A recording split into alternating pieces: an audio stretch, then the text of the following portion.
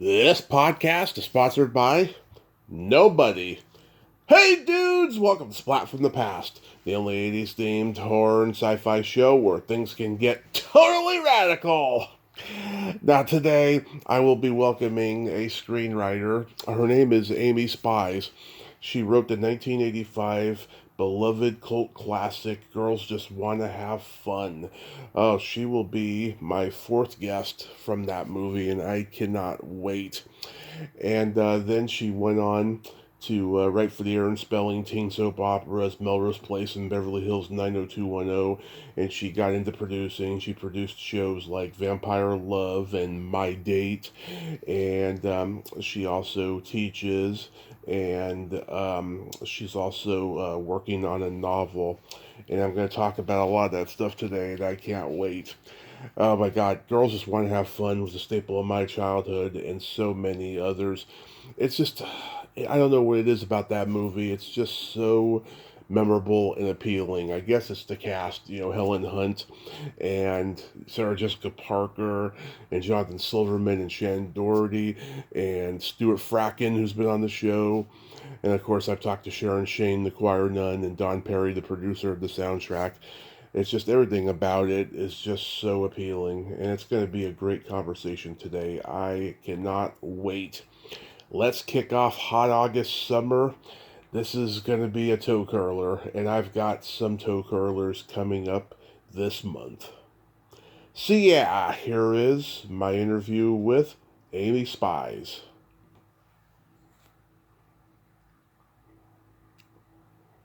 Hey, Amy, welcome to the show. How are you today?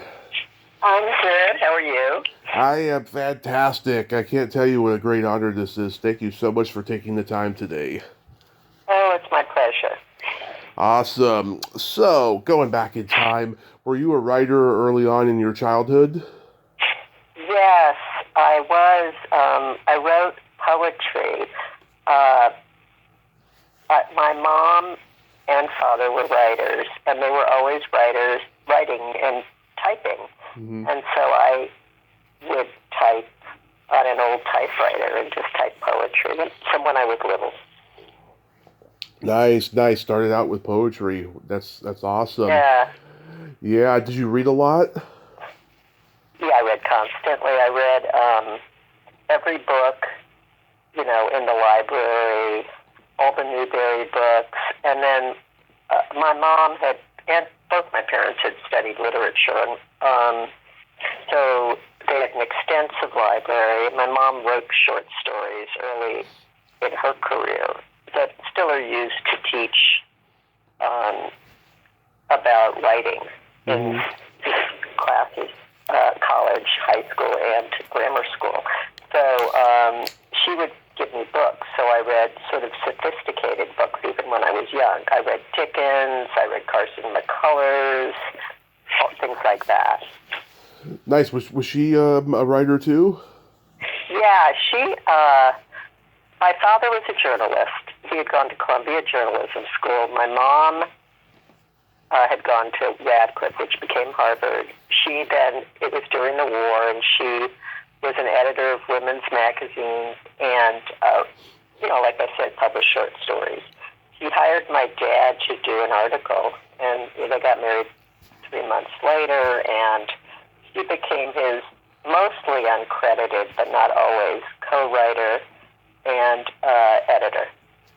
Nice, nice. So you were born into the trade, kind of. Kind of. They went from, magazine, newspaper writing to radio writing to the golden age of TV to Playhouse 90 and all those things to Desi Arnaz and Lucille Ball brought us out when I was little. We had been on the East Coast to California, not for I Love Lucy, but for my parents to work on the Desi Lou Playhouse, which was live.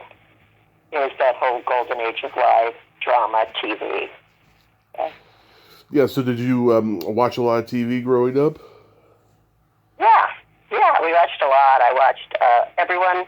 We all, were in front of the TV or the transistor radio listening to the Dodgers. Yeah, I watched.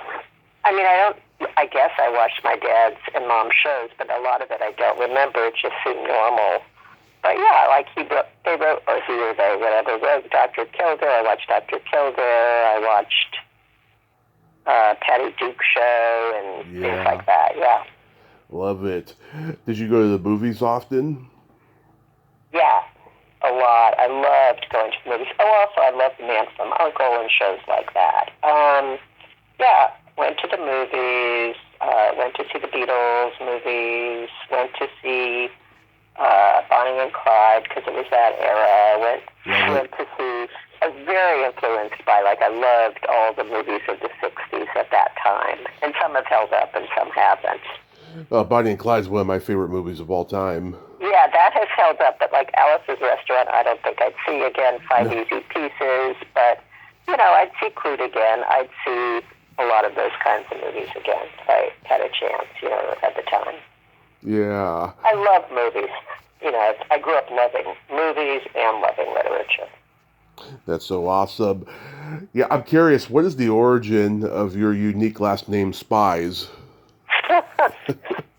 Well, it's my dad's last name because in those days, there was maiden names. In my own life, I've kept my name, and my children have a combination of my name and my husband's name, and my oldest daughter has a child, and her child's a combination of our names and her husband's name, so it's getting pretty long. Spies comes from, it used to have two S's. Yeah. So he was from Austria on his father's side. And when his, I guess, great-grandfather came to the United States, he wanted to open a store, and every letter cost a lot of money, so he dropped the second S because it used to have two S's. Mm-hmm. So it's an Austrian name that is usually spelled Spiess. I'm sure growing up during the height of the James Bond craze wasn't fun. Yeah, that's right. What I say at airport, I always say I never correct anyone, which I don't about my name. I don't care. It's interesting to see that. I said, but when I was at customs once, I said, I only correct it because I'm at customs. No, it's Spies, not Spies. And the guy cracked up and whatever. So that was that. Yeah. So you attended Harvard and you studied psychology and film. Did you know what you wanted to do at that point, or did it take a while to figure out? Yeah, when I was in high school, one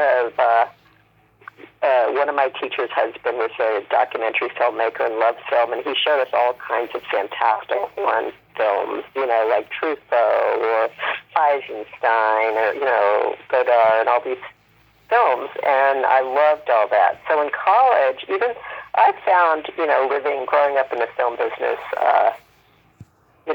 stressful because it's hard to be a writer for hire, and there was you do well, then you don't do well, and I sort of saw other families having more stability, in terms of they've had jobs, even though maybe it was less glamorous, but the grass always looks greener. But I loved film, and so once I was in college, I started taking Stanley Cavell, who was a philosophy professor and sort of a beloved writer about film, which I hadn't known at the time. And the guy who did Badlands, he was his mentor. And Terrence anyway, Malick. he was offering these seminars on film, and I took 3 of them. I loved it, and just sort of studying documentaries and film and analyzing it. And then I took a photography class, and then I took a filmmaking class, and I loved it. And then I took a class in the summer at USC and decided, I'd want to make film, but I'd want to make them different. So I wrote Coppola in those days, because I was in San Francisco after college. Oh.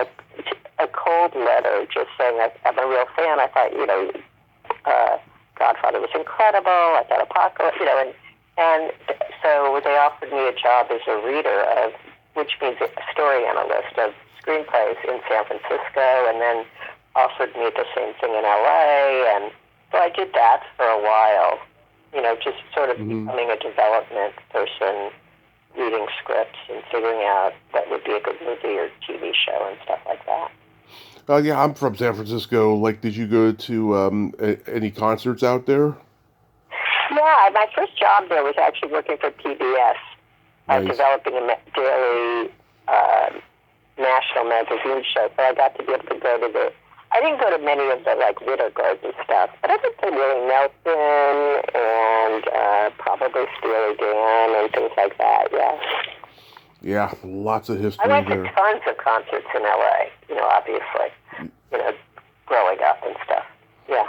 Yeah, that's so awesome. Yeah, there's a lot of history of San Francisco in the concerts, Bill Graham and all of that. Well, that's interesting, because Bill Graham's girlfriend is the one who hired me for Zoetrope. Oh, yeah. And she and Bill Graham died in a plane crash, which you might know if you're a fan of Bill Graham. But she was wonderful. Yeah. She's the person who first hired me. Wow, what a coincidence, because everybody knew each other back then. There was no internet, I know. It was like that, yeah. Yeah, my dad was at a concert at a Day on the Green, and Bill Graham was walking through the crowd yelling at people, and he said to my dad, "Pick up that garbage," and my dad was like, "Yes, sir, Mr. Graham." He wasn't going to argue with him. Later on in my life, I went we moved for a few years, 4 years, with our kids to Marin County, and one of the other parents in the school there was Phil Lesh, who still is, I guess, Grateful Dead. a bassist. And so we became friends with them, and that was fun. It was fun to hang out that way, Wow. See that world again. Wow, with Phil Lesh. That's so awesome. I know. Was Bob Weir ever around? He was in Marin. He would play it. I mean, in Mill Valley. Mm-hmm. I think he had a place he played. Phil Lesh opened a place in San Rafael that's like a club, and his son plays there. And but I think that Bob Weir had one in Mill Valley for a while, at least then. I'm sure he did. I would go there sometimes. Yeah. Yeah. Magical places. What year did you move back to L.A.? Well, I first moved back in, I say we because it was my boyfriend, now he's my husband, in like around 1978. My mom had died really sadly, quickly of lung cancer in 77 that shook my whole family. And I had a sister who was here a year older than me who had brain damage. Anyway, I just ended up coming back to L.A., and she was born with brain damage. And so that's when I started working for Zoetrope and developing, and then I got offered a job as head of development for ABC, which, when you're young, I thought, I don't want to be pinned down. I didn't take it. And I just decided ultimately, reading enough scripts that,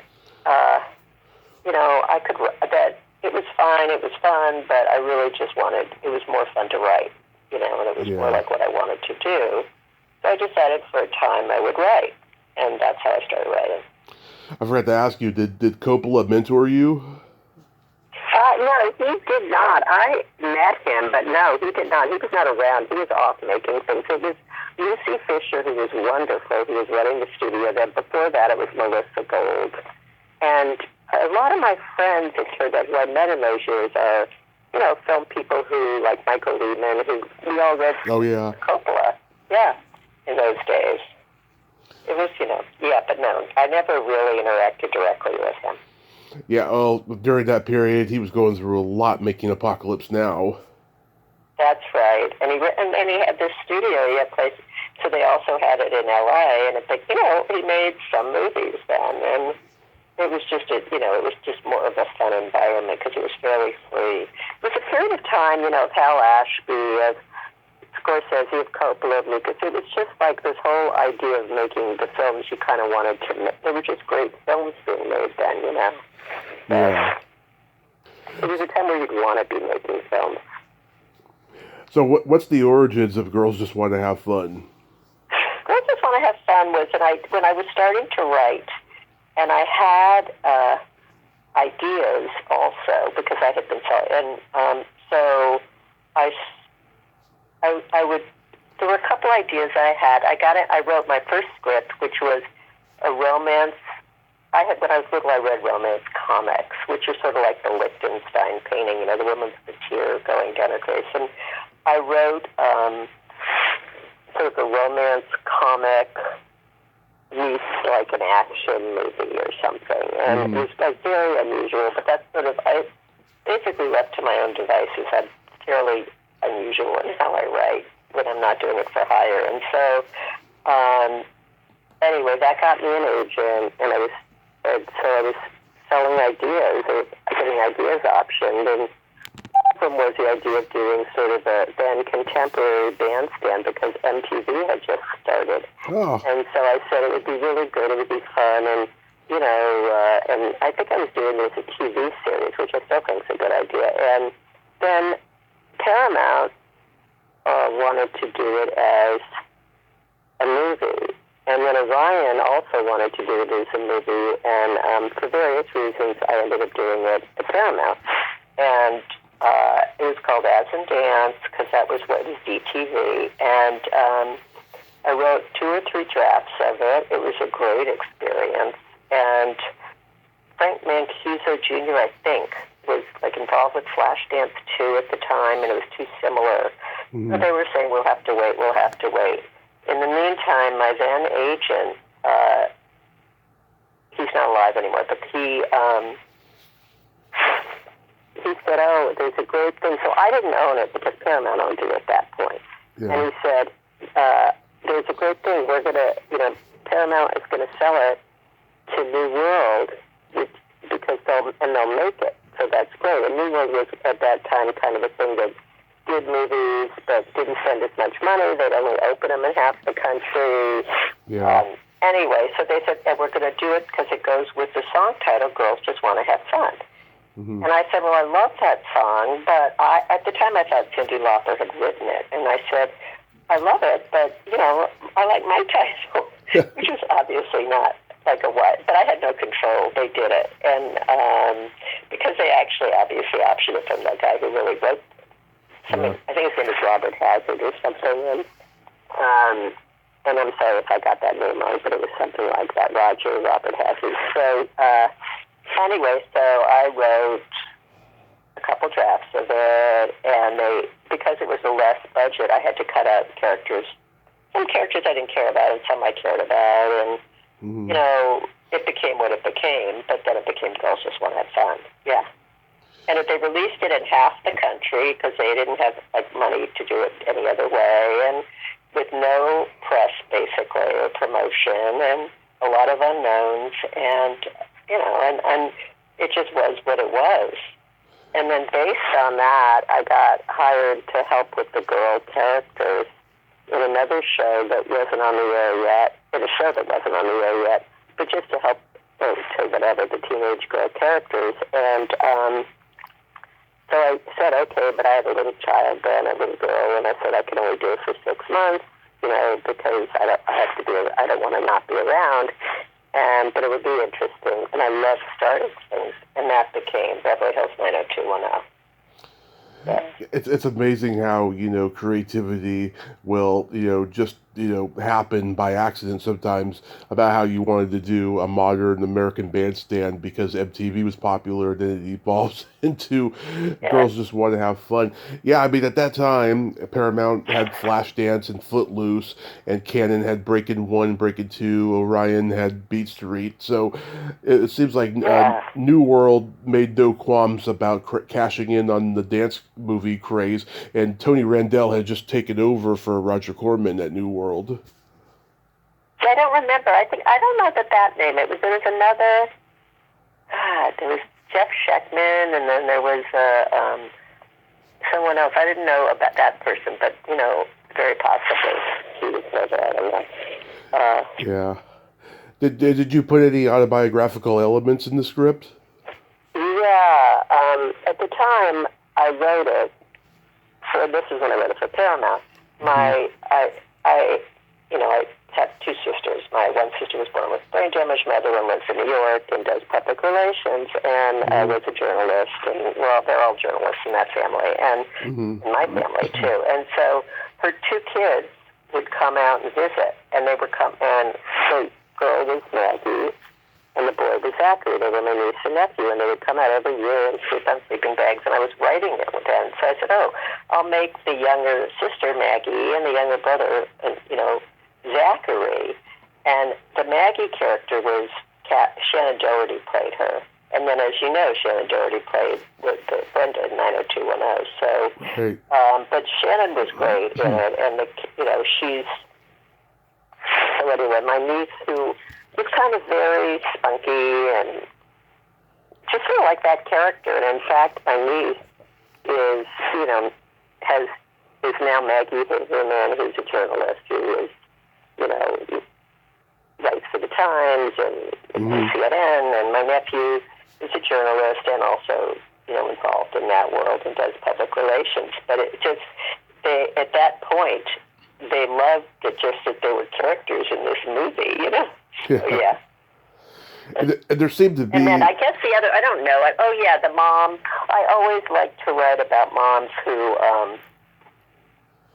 kind of come into their own. I did it with 90210 also. And I like, because, my mom, although she sometimes got credit for stuff, she didn't get credit a lot of times. It's more like the wife.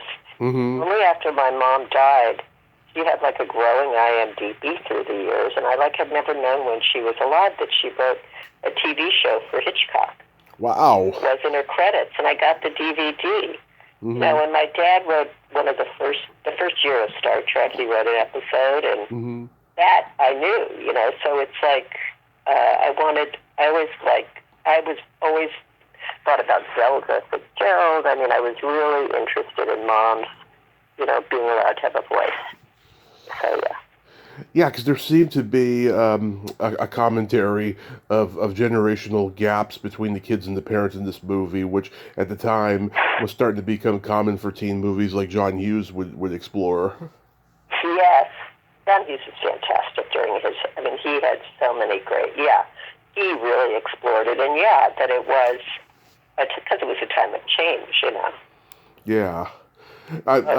Was there a particular title you personally would have liked for this movie? Well, now I like this one because I love it, and I realized I wasn't, the writer who wrote it wanted it to be there, but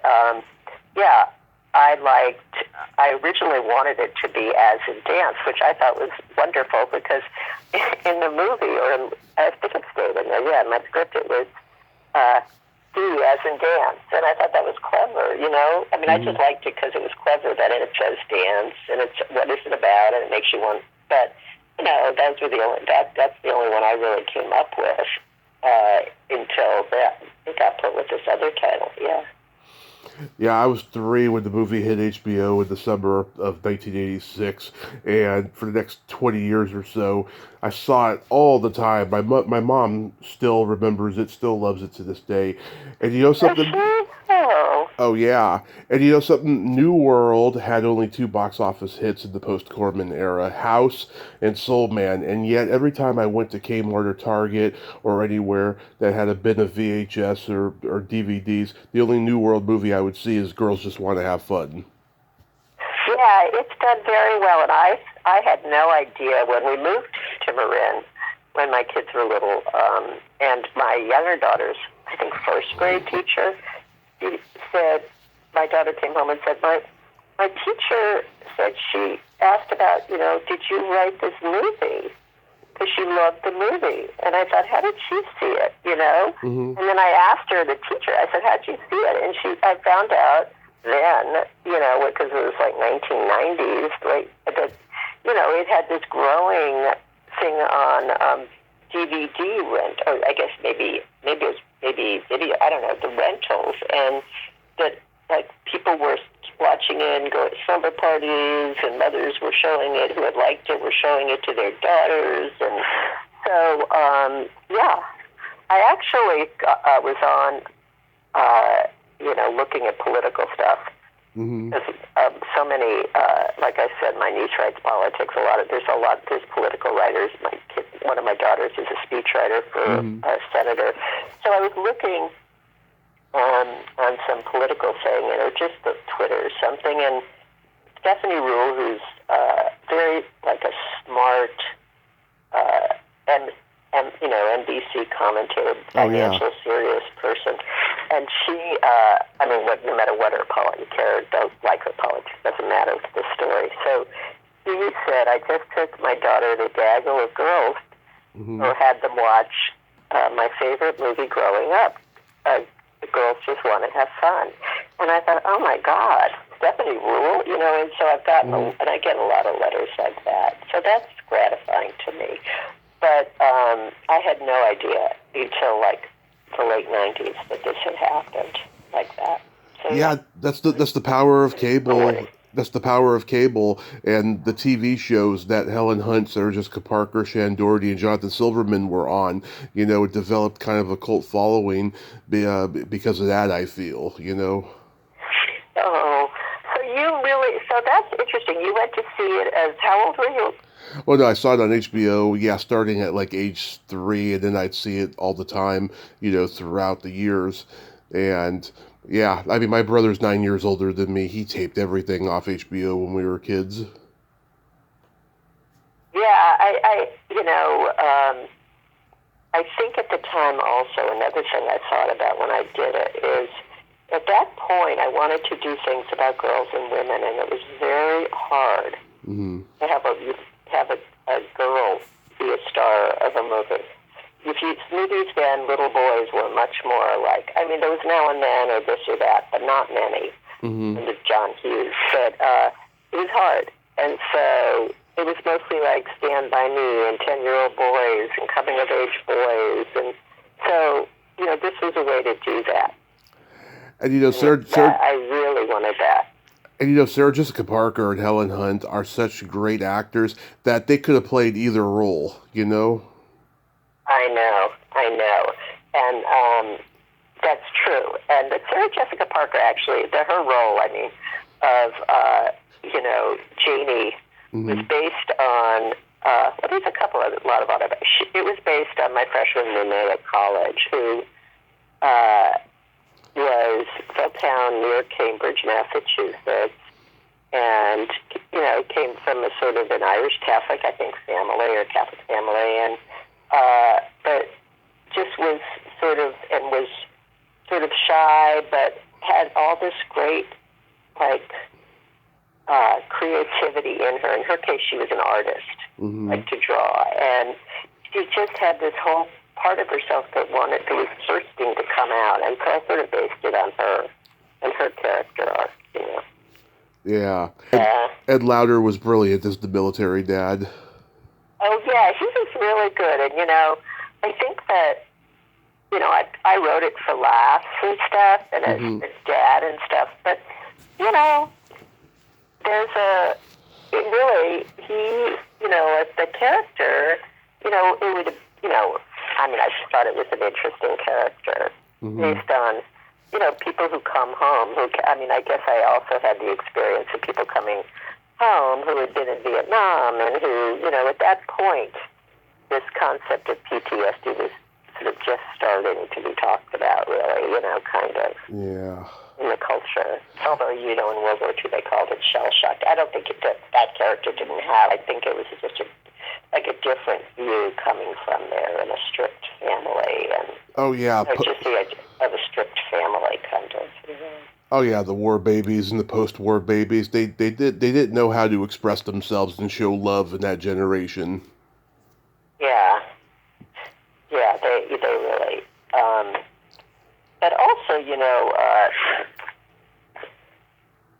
I think about why, and people will come up to me now too, and why people, and it's a much more diverse group of people who liked it, and I think a lot of it is, not in your case, but in a lot of people's case, it's sort of just this friendship between the girls, and someone coming out of their shell was, I think, a huge thing to see that, right? In those days, and I think, I do think that MTV it was such a huge change for when we were part of it. It was a whole different thing, and Madonna, and all of the videos that were there suddenly, and it's, and also, of course, that was the computer era, but that wasn't really in the screenplay, in the movie either.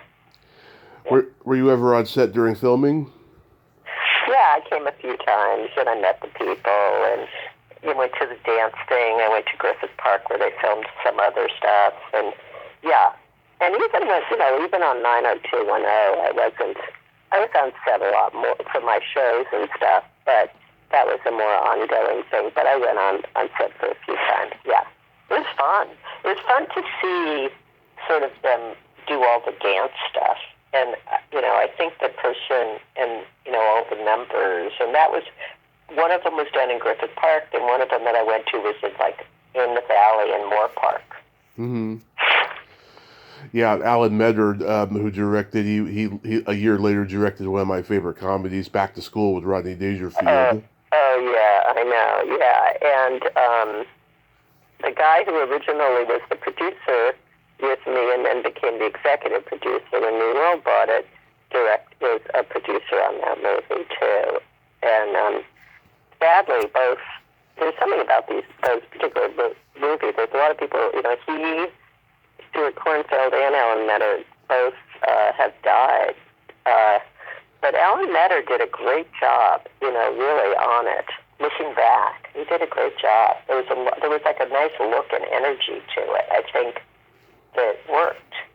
And he at that point was very not that experienced. He's a new director, I think, pretty much. He'd done some things, but not a lot. It was like a big chance for him, a big break. Right, and it's always good to start small. He didn't have much money to do it either. I think whoever cast it did a great job, obviously. And yeah. Do you know what the budget on the movie was? I did. I forget. It was so little. It was so little. I mean, I don't want to say $4 million, but I really don't know. It was so small. But I believe you don't need a big budget. I believe if you look at people's first movies, like Spike Lee's first movie, I mean, I think it makes you be inventive. Yeah. I don't think big budgets really, I think can overwhelm a movie. It's like too much research can overwhelm a movie. Yeah, let's see, I've talked to Stuart Fracken, who plays Sam. He's a great guy. I've talked to Sharon Shane, who plays the choir nun during the Deo sequence. And I've talked to Don Perry, who produced the soundtrack.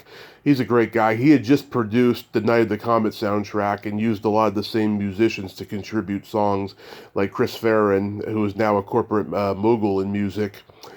And yeah, I mean, everybody in their roles in this movie was just well cast, I have to say. Oh yeah, I think the guy who did the choreography was fantastic. I think the music was well chosen. I think, a lot of the songs, there were a couple of songs chosen in there that I thought were great. That I'm surprised didn't, become more. There's it's being adapted now because as a play, and so it's just interesting, people who are working on it or, I've been exposed to more people coming up and talking to me about what they liked about the movie and things like that. And, the dance, it's just the energy of certain songs that became iconic, that they want to see in a play, things they want, the things they want to see, keep seeing in it. As it has more, more and more lives, theoretically, which is gratifying. But as I say, it was a real team effort. Yeah, what was your reaction when you first saw the movie? I had a rough cut, and it had sort of thought.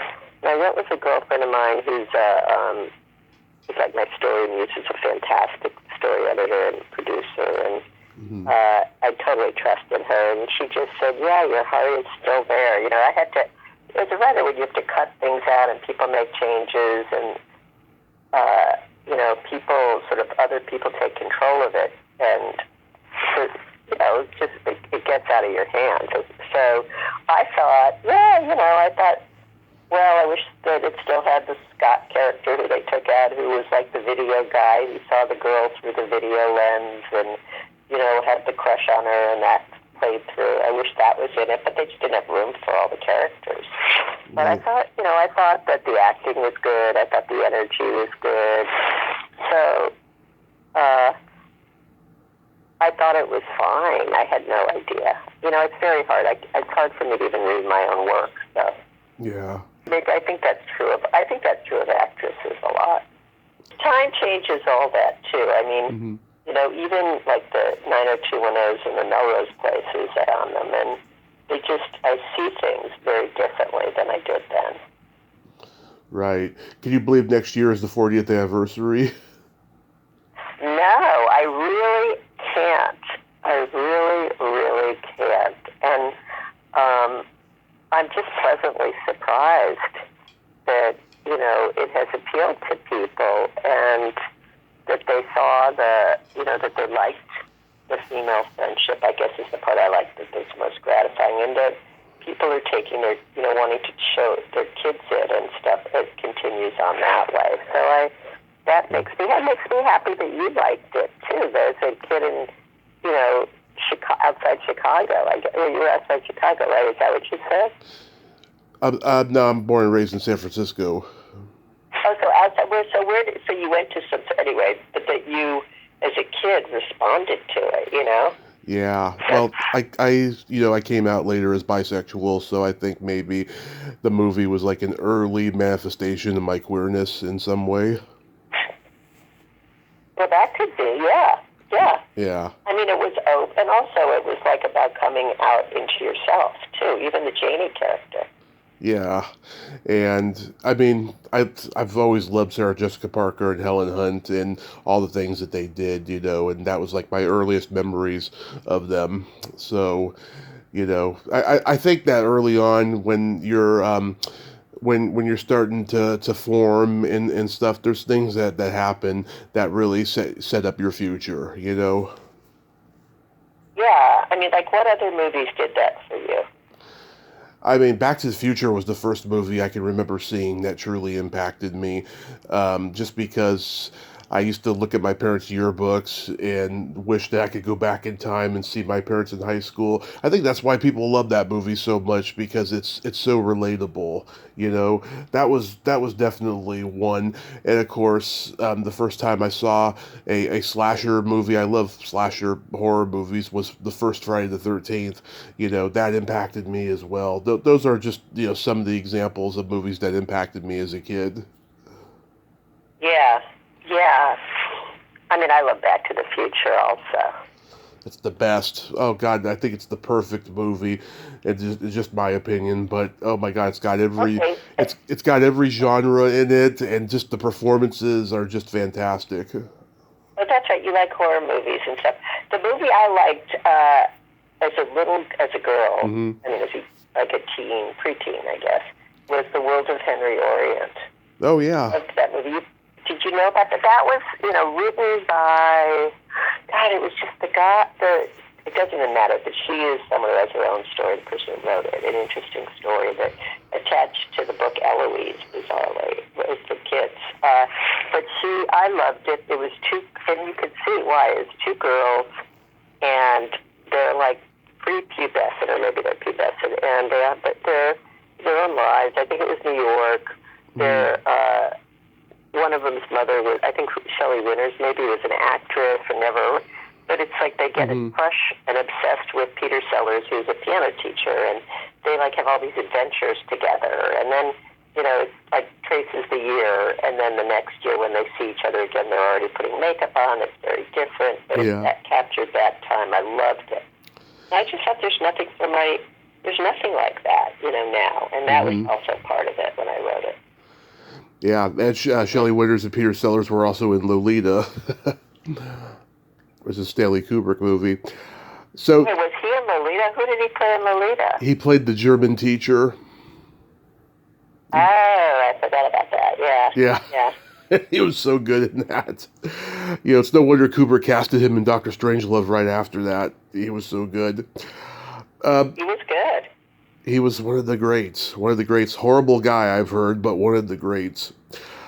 So, did you write any more movies for New World? No,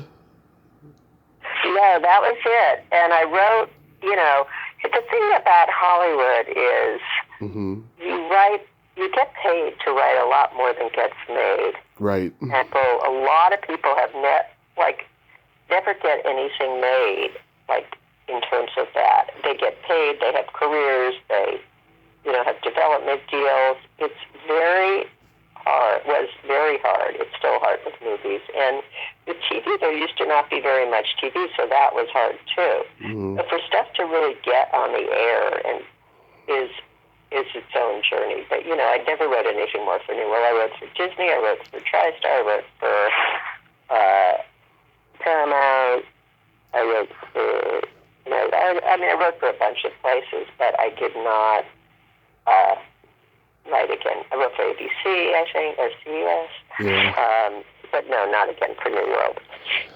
Yeah, I mean, I started writing scripts when I was 12. My parents gave me a typewriter. My mom has a friend named Eric. He wrote like one of the early drafts of the movie Enemy of the State. At that time, it was called Stickmen. And after he sold it and it got changed and everything, he just had no desire to sell another script again. But he still writes occasionally. It could be. Yeah, I mean, I also I'm because of like my. I have always had ambivalence about the film business. I never really intended to stay in it, just for whatever reasons, because of my own personal stuff with my family and my father and my parents. I'm the type of, I've just realized I love starting things. So once I start something and do something, I want to do something else. And then I kind of come back around. But I did, so I did that, and then I did 90210, which started, and then Melrose Plays. And by then I had 2 kids, and one was a baby at Melrose Place. And I just got interested in doing new media and sort of trying to do that. And I thought that was interesting, and I wanted to have something there was no computer games for girls really then, and my older daughter was interested in computers, and so that became a thing I did. And then when we moved to Marin County, I ended up with Onyx Arts on this story game that became was a groundbreaking, I guess they call it ARG, and where it was game developers who really were characters and online, and then the story was they were being chased, and we had to help, the player helped them. So there was things like you literally would get faxes, or you would call a number as a player and, get a code and figure it out. And it was really fun to do that. And I was there to arc it like a TV series. That was a great job. Nice. And then I got it. And then when I came back, I had like writing deals and stuff. And then I wrote, was an executive producer, non-writing executive producer on a sort of a startup teen webisode thing that Disney bought. So that was like, and I thought that was interesting too. I like that. I think it's interesting. And then I wrote a screenplay recently with a producer that I think was a movie, but it would be a good TV series. So I sort of that way. But I like trying new things a lot. So I like figuring out how to make something work. And I remember I spent so much time on the first draft of Girls Just Want to Have Fun. Of like, I was inspired by Bye Bye Birdie. I was inspired by this and that, and how to make it. I love that. And that was sort of to make it work with all these different characters coming together in these threads, and I really kind of kept choreographing it in my mind somehow, almost directorially, but I put it in the writing. So I thought that was interesting, trying to make that work. And I, without it, I did not use a formulaic for writing. I never really took writing classes, but I grew up with my parents writing, and so I sort of had much more of a kind of I'll just make it work in a way I see it. So that I just saw the first scene in Girls Just Want to Have Fun of her standing, sort of like the Calvin Klein in a way, although more pure, but of just her talking to the camera. I saw it, and then I almost, like at the end, I thought, oh, this is really good, I should take it out, and everyone said, no, leave it in. And that became like an iconic beginning. I just saw it, and I went with it. Yeah. That's advice to people writing. If you see it, and I teach writing, and I mentor writers through the Writers Guild, military veterans in writing, and I say, if you see it, go with it. If you see it in your head, trust that instinct. That's great advice. When you were writing for the Aaron Spelling teen soap operas, was that purely a good experience? No, of course it was mixed, like any working experience. With 90210, it was such a long shot. No one really thought anything would come of it. In fact, I was in a Mommy and Me with my first daughter, and when I first they had shot the pilot, and they sent it to me. And I looked at it, and I said, oh, my God, this is this other mom, and the Mommy and Me. And she said to me, I said, oh, my God, I'm being offered this job that you're the mom in. And she said, oh, please take the job, please take it. But it was like we had so much freedom that first year at the beginning. Mm-hmm. But then, there would be people stepping in. Like, there was an episode where the mom gets a job. The whole point of it is she gets a job. And so Aaron Spelling wanted at the end it to be her say, now that I have your love, I don't need a job. Mm-hmm. And I just couldn't put that in, so I didn't. But he just cut the job. In post-production, at the final thing, they had to say, and that line, that went. And so, you just get a lot of what you want and not all of it. It was mixed, but I also think that there were a lot of good messages. And in retrospect, I'm really proud of the first year of 90210 because I think it set a good tone of dealing with issues. And I was personally particularly interested in the complete male relationships, of the girl relationships. So yeah, I thought it gave it some. The creator of the show had given us so much to work with it. He worked on the show. He and I wrote an episode together that was fun too. I enjoyed that, but it's always mixed because there's a lot of egos, and there's a lot of different things. And by Melrose Place, the 90210 had become big, and it was just a different phenomenon. When the people were cast, they kind of knew they were going to be stars more, and it was about dynamic. And the Aaron Spelling and all that had more power then, and everyone was more interested in it. So there was a lot more voices in there. Whereas in 90210, everybody was different. It was my first working in TV, except for documentary. Another person was a playwright. Another person was.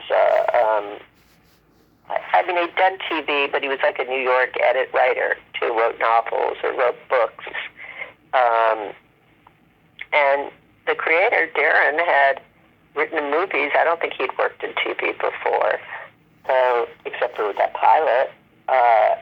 And that was our group. Mm-hmm. It's also the only woman in the room on that. There was that thing too. Right. That happened, and that's its own tricky situation. I want to ask about my date, because not only have I had my share of good and bad dates, I actually know a member of the cast, Mo Mandel, who played Casey. He and I started out together in stand-up comedy, and I'm very proud of him. He's a great guy. So what was the origins of that show? That was the webisode. Those were the webisodes, those participatory webisodes. And the idea was, my experience doing this, webisode, sort of the startup. And one of them was we would write, the idea is that we would have, that was a great experience too. I worked with a lot of YouTube people. I didn't write that, but I worked with YouTube people and very early on with all that, and that was great. And there was so much energy. I'm still, but there would be ideas like, I think there was my alibi and my date. So one of the characters we cast in the date one, it was people would write about interesting things, and then they would their stories, and then the one that won would be integrated into like a series we were writing. The writers were writing. Mm-hmm. And so I don't remember that particular thing in that title. It probably got changed.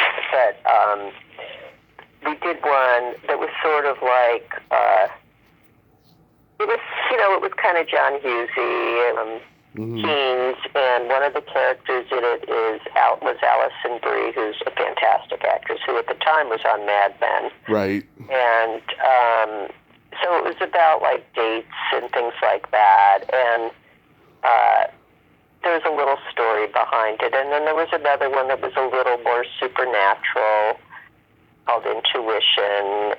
And then there was another one that was sort of kind of like, not a witch one, but kind of that. And so I didn't think it was called My Date, but there were characters in a high school, and there's a romance and all that. Yeah. It was fun. It was, that was shot really ingenuously. The guy, one of the people who started it, had worked at Yahoo, so it's just a whole other world to me. I thought it was really interesting is how you promote it. It's actually become more like it's more like franchising things. It was very early on in using the internet to tell stories, and so right. There were YouTube stars, and there was a guy who we cast about shoes. He was really funny, and he had a hit song about shoes, and so we used him, and it was very free. Mm-hmm. So I think, in another life I would have liked being part of a theater troupe or something where you just go around and make things up. I think it's just very fun to collaborate in that way. Absolutely. So according to your website, you're working on a novel. What's the status of that? Just sending it out, although what I will say that I find the things I really write aren't for hire.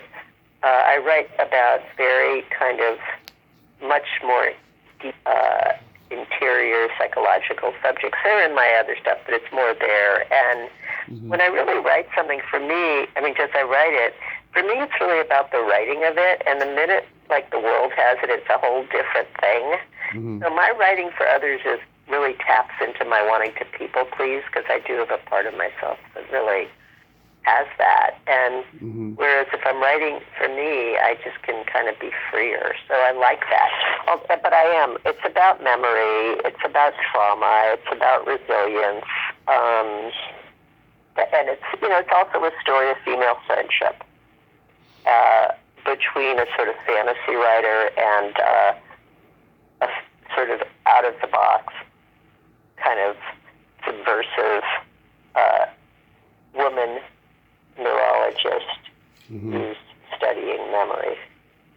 So it's sort of supernatural, sort of magical realism. It sounds exciting. And, yeah. I like doing it. It's my first novel. Mm-hmm. I wrote a couple short stories. And then I started doing documentaries, and then I thought, if I'm doing documentaries, I might as well, do fiction, because you're manipulating stuff when you do documentaries. You're making a story. You might as well just do a story, and that's how I moved into fiction. But yeah, it's just fun because I haven't ever done it before, so it's fun to try it. And I didn't intend it to be a novel. Mm-hmm. I actually started, I mentioned that I had a sister born with brain damage who was 13 months older than me, and so that had a huge, obvious impact on her and on me, and I adored her, and she liked to write, and so I was always interested in mindfulness and meditating. I had started it when I was trying to get pregnant, and I had some medical issues, and it helped, in terms of the medical issues I had, so I liked it. And eventually, I realized, like, meditating calms down kind of your doubts. You have it. It helps you deal with all your self-doubts and your edits and your criticisms. So it can be your writing, too. Plus, my sister loved writing.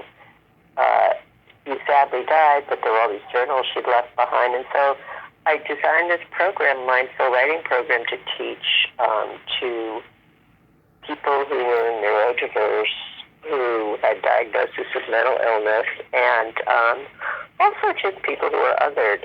And so I've been doing that kind of ever since. And that's led a lot of my writing lately, too. Inspired a lot of it. Do you still teach? Yeah, I teach that at USC. I taught it at UCLA. I taught at homeless shelters, and I taught at women's shelters and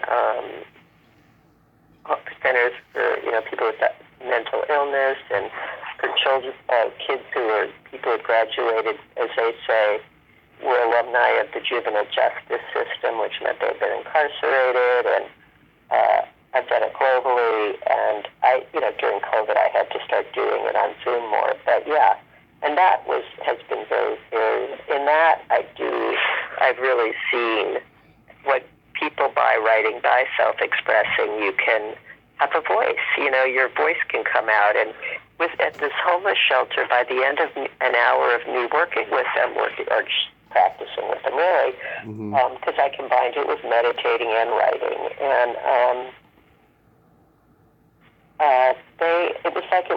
it became like a writing group. Their sense of self was so much reinforced, and it was just fantastic to see that happen, even however briefly it lasted until they went back into the world or whatever. So yeah, I don't know why I brought that up exactly, but that's been a motivation for a lot of my types of writing lately too. It sounds like you get a satisfaction teaching as much as you write, like it's coexisting. Yeah.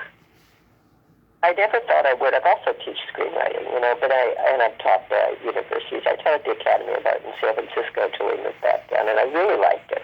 I found it, I like helping writers do what they want. I don't like telling people what to do, writers what to do, but I like that part of it. Yeah, I think and I also like figuring things out. So for me, like this Girls Just Want to Have Fun, it was, how can I make this work?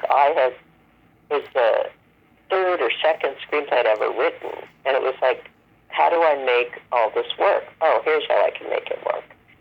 And it was more like putting a puzzle together, and then injecting, my own, like you said, biographical and characters that I knew and into it, kind of the themes I believed in. That is just so amazing. I wanted to ask you really quick, Amy, is your belly button an innie or an outie? It's an innie, why? I read an article years ago that people who were born with very deep innies are very kind, generous, caring, and they tend to live longer. And from talking to you today, I can hear the kindness and generosity in your voice. Oh, well, thank you. I think we all have pieces of that in various ways. Thank you. I hear it in you, too. Thank you so much. Thank you so much for coming on today. And I'm glad you still do what you love, with the teaching and the writing. I hope that novel turns out well. I'll certainly read it when it comes out. Yeah, and I have a TV idea I'm doing, too. I have that, too. I mean, like I said, I come around. I get interested again. I just sort of, I don't know. I wouldn't recommend this path for anyone who really wants a career, because it's, it's hard. But I've enjoyed it in my own life. So, yeah, it worked out more or less. Amy, you have yourself a great day, and be safe out there. Okay, you too, Tommy. Thank you. Thank you so much. Bye-bye. Well, there you have it. Amy Spies. Ain't she a sweetheart? Oh, my God. Exactly what I said. Kind, generous, caring, compassionate. Forgot to add that one. She is just a great human being, and that was a great conversation. And I'm glad Girls Just Want to Have Fun is hopefully going to be turned into a play, and that she's writing her first novel, and it's going to be out soon. I'm so happy for her. Well, until next time, this is Tommy Throwback Kovac saying there's no shame in living in the past, because the present sucks. Later, dudes. They just wanna They just wanna